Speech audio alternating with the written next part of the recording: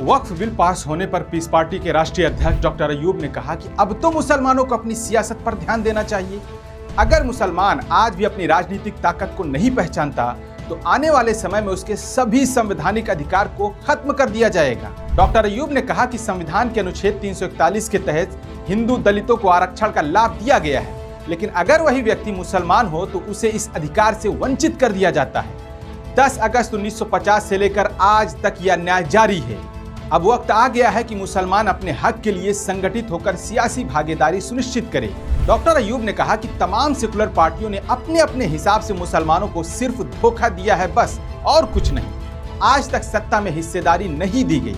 Doctor Ayub ने कहा कि सियासत में सिर्फ वही सफल होता है जो अपने और अपने समाज के लिए मजबूती से खड़ा हो। बता दें कि पीस पार्टी का मकसद मुसलमानों और सभी हाशिए पर मौजूद वर्गों को संवैधानिक हक और राजनीतिक हिस्सेदारी दिलाना है।